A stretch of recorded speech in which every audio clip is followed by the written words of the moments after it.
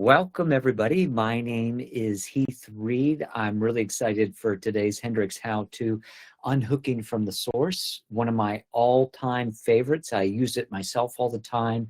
I've taught a lot of my family members, not only my coaching clients and students, but this is one that I think is fantastic, whether there be a little niggle of a challenge, particularly in a relationship, or for big things, either in the past or that we're facing now.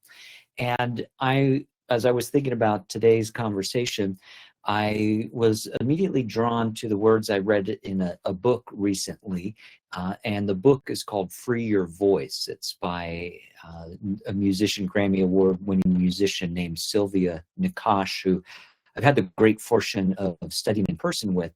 And reading this great book, Freeing Your Voice, she recommends one step before you do anything of significance, anything of importance, or anything where you want your authentic voice to come through.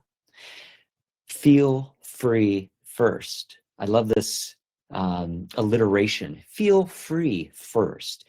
And I think this is what unhooking from the source allows us to do, is to feel the freedom to be, feeling open enough to express our authenticity, feeling courageous enough that we can wear our heart on our sleeve, where we can look forward to and embrace the dreams and the visions that our heart knows is possible.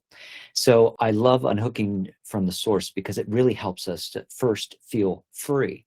So I want to share with you the kind of the OG version, as I've learned from Katie and Gay, Unhooking from the Source, and a couple variations I've learned with them and kind of implemented and expanded upon in my relationships. And so you're welcome to join me. I highly recommend in body-centered therapy, it's really helpful to use our bodies to inform our body intelligence. So if you'd like, you can begin to imagine a recent upset.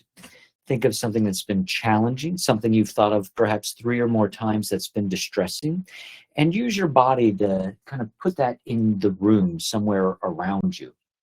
Okay. I've got a recent upset. I see the stressor. I'm imagining it's over there. So physically put it there, and that's where that is. First, though, feel free. So come back to your place of presence where you're willing to take 100% responsibility. I'm here. I'm breathing, move, touch, right? Breathe, move, love. Whenever in doubt, present yourself with your breath, with your movement, with your loving attention. So it's a two-parter. You can say both inside and outside, whatever the stressful thing is. If it's a thing, maybe it's in the tense, in the past tense. That was then, so point at it, physically point at it, and then come back to your full place of sovereignty, 100% responsibility, the agility to respond. And this is now. Try that a couple times. That was then, and with the other hand or hands, and this is now. A few more times. That was then. This is now. I can already feel the grip, the grasp of that resistance starting to dismantle itself. That was then, and this is now. It's important to use the and, because both things exist equally, but we're really landing in our 100% responsibility. So flavors, other flavors of this, maybe there's a specific person who's been pushing your buttons, either recently or for your lifetime, and you can take that one on too. That's their business, that's his business, that's her business, or maybe there's a few people, a whole constellation of folks. That's their business. And this is my business. Actually, the them, I'm putting it somewhere else because it's different than the past thing. So my them is over there. That's their business. And this is my business. It's important to use different hands to actually use your body. The more you stand, the more of your musculature, the more of your whole body you're using, the more potent. So feel free to feel your feet on the ground. Actually pick up your feet. That's their business. And this is my business. That's what they're doing over there. You can kind of paraphrase. They're doing that stuff over there. That's their business. I'm doing my stuff right here. That's my business. That's their business, not my business. This is my business. I like that one a lot. Now, here's one particularly helpful I find around caretakers. If you're the child of a parent, or you're a parent of a child, or a sibling, or any kind of enmeshed relationship, not only can some of our expectations, our assumptions, our emotional intensity can kind of brim over and congeal with those, we have these very close prints, especially our young years when we were printing with our caretakers. And sometimes we begin to internalize things in our body that aren't even ours. And so I notice, particularly when I'm hanging out with my dad, and when my wife Nicole's hanging out with her mom, we tend to take on some of the challenges that we see in our own family members.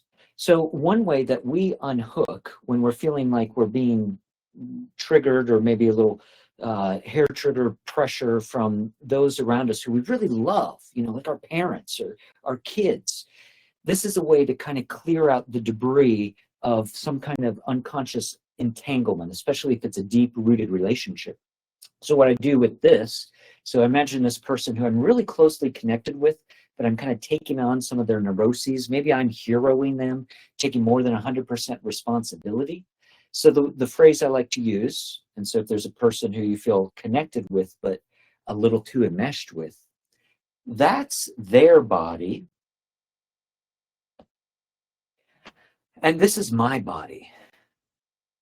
That's their body, and this is my body. This is my body. We change the inflection, the pace, the tempo. That's their body, right? Don't take healing too seriously. And this is my body. That's their body. This is my body. This is my body. That's their body. This is my body. And that physical contact, feel connected. It's like a little mini love scoop. This is my body. That's their body. That's their business.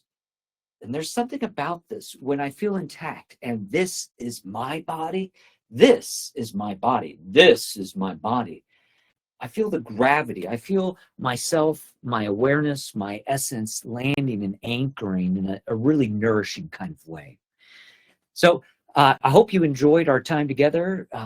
A few different reminders. Anytime you're seeing challenges, you're kind of taking on other people's or your own expectations, assumptions, carry their own gravity of resistance, your own grip of emotional triangulation or drama triangling. When you notice you're in the thick of it and you're perhaps veering over toward drama time, few breaths, presence yourself. That was then, this is now. That's their business. This is my business. That's their body. This is my body. The more frequently you practice, the easier you set up those neural pathways so that you can more easily and quickly let go. A short little aside here, I taught my mom-in-law this many years ago, and she regularly uses it on the street when she's driving. She's a little old habit of road rage. Someone cuts her off, she uses a special finger to say, that's their business, and this is my business. Now, she's not trying to have the person see them flick them off, but be creative. That's their business. This is my business. Have fun, enjoy. Healing doesn't have to be hurtful, doesn't have to be painful, doesn't have to be hard work. It's often can be easy play. So I hope you enjoyed our time together. I had a great time. Thank you, everybody, for being here. Kathleen, Dean, Sherry, awesome. Love you lots. We'll see you next time. Bye-bye.